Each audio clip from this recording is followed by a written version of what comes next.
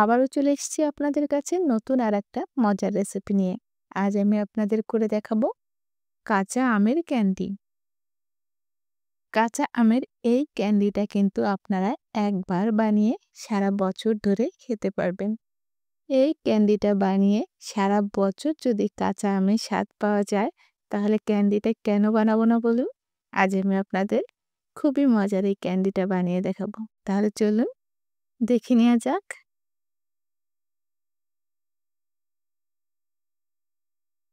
আমের ক্যান্ডি বানানোর জন্য আমি এখানে ১ কেজি আম নিয়েছি। আমগুলো কিন্তু আমি খোসা ছাড়িয়ে নিয়েছি। দেখুন, আমি আমগুলোকে সুন্দর করে খোসা ছাড়িয়ে নিয়েছি। এখন এই আমগুলোকে আমি টুকরো করে কেটে নিব। আমি আমগুলো এভাবেই কেটে নিয়েছি। আপনারা দেখে নিশ্চয়ই বুঝতে পারছেন। আম কেটে কিন্তু সঙ্গে সঙ্গে পানিতে ভিজিয়ে রাখতে হবে, না হলে কিন্তু আম কালো হয়ে যাবে, দেখতে সুন্দর লাগবে না। আমি একটা পাত্রে কিছুটা পানি নিয়েছি। এখন এখানে আমি একটু চুন দিয়ে পানির সঙ্গে সুন্দর করে মিশিয়ে নিব। আমগুলো আমি এই পানিতে ভিজিয়ে রাখবো, তাতে করে কিন্তু আমের টক ভাবটা অনেকটাই কেটে যাবে। দেখুন, আমি চুনটা পানির সঙ্গে সুন্দর করে মিশিয়ে নিয়েছি। এখন সবগুলো আম আমি এই পানিতে দিয়ে দিব। এভাবে আপনারা যদি চুনের পানির ভিতর কিছু সময় আমগুলো ভিজিয়ে রাখেন, তাতে করে আমের ক্যান্ডিটাও কিন্তু তাড়াতাড়ি নষ্ট হবে না।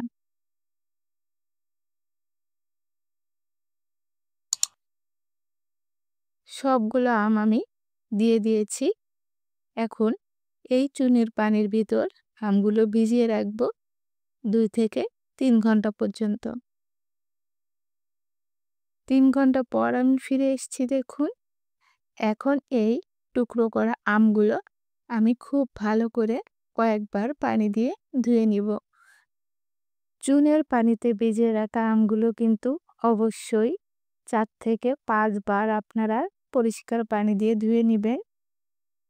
আম কাটার সময় বীচের যে শক্ত অংশটা থাকে, এটা কিন্তু কেটে বাদ দিয়ে দিতে হবে। না হলে কিন্তু ক্যান্ডিগুলো সুন্দর হবে না।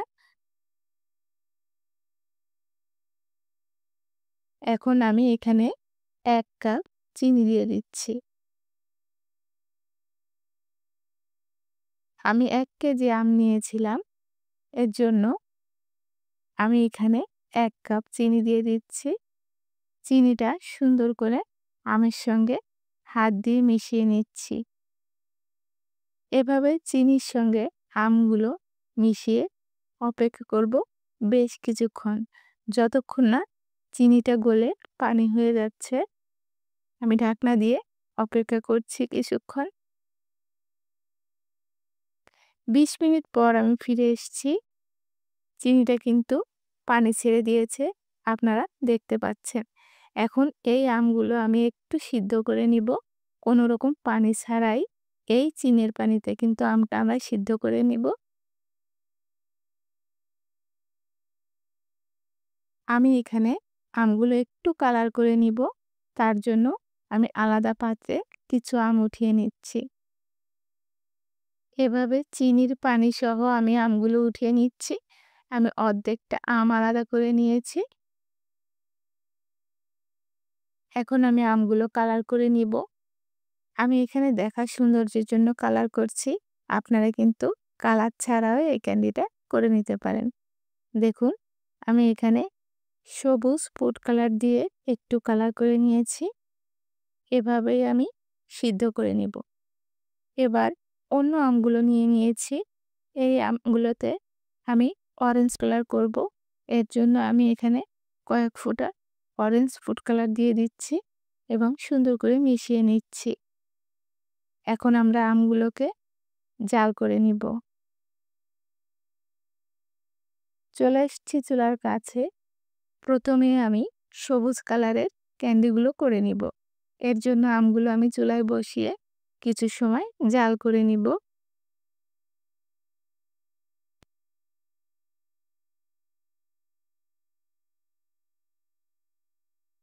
দেখুন, আমি চিনির শিরাতে আমগুলো জাল করে নিচ্ছি।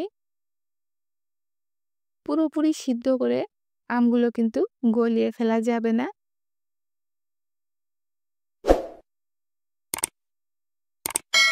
এই পর্যায়ে আমরা কিন্তু আমগুলো নামিয়ে নিব।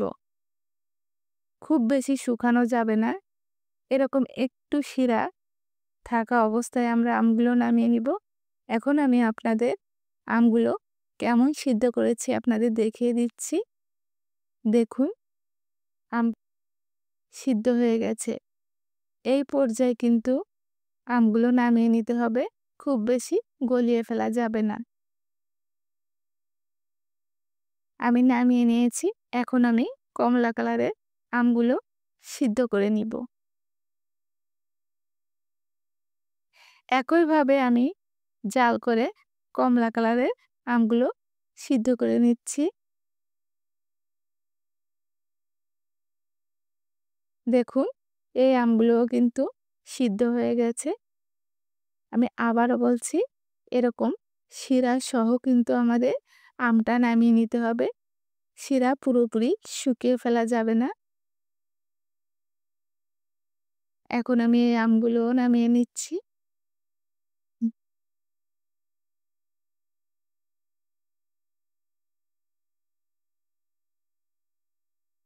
আমি আমগুলো জাল করে একটু ঠান্ডা করে নিয়েছি। এখন ফ্রিজে রেখে দিব। ৩ থেকে ৪ ঘন্টা এভাবে ফ্রিজে রেখে দিলে কিন্তু আম শিরাটা খুব সুন্দর করে চুষে নেবে আর আমের ভিতর মিষ্টিটা খুব ভালোভাবেই ঢুকে যাবে।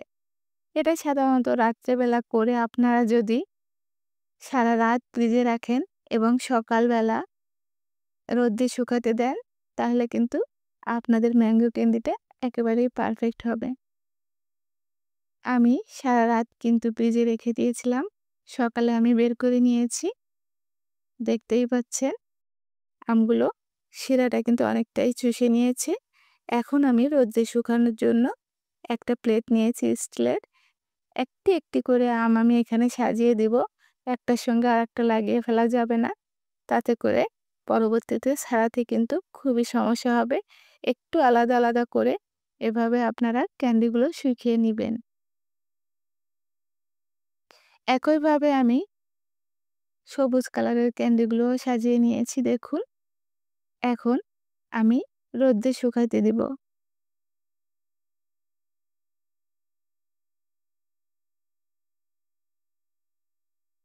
সারাদিন রোদ্রে শুকিয়ে আমি আমের ক্যান্ডিগুলো নিয়ে এসেছি।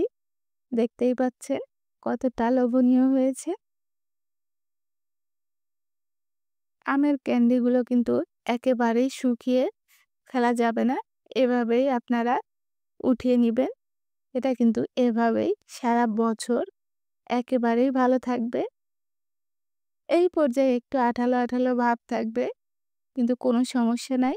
এখানে আমরা চিনি গুঁড়া দিয়ে দিলে কিন্তু একেবারেই পারফেক্ট ক্যান্ডি তৈরি হয়ে যাবে।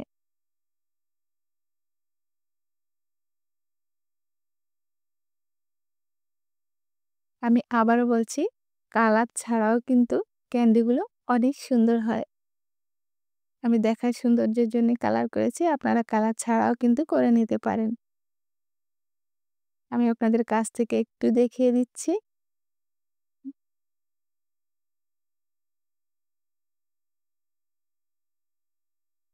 আমি এখানে ক্যান্ডিগুলো নিয়ে নিয়েছি। আর এখানে আমি এখন দিয়ে দিচ্ছি ১ টেবিল চামচ চিনি। আমি চিনিটাকে ব্লেন্ডারে ব্লেন্ড করে নিয়েছি।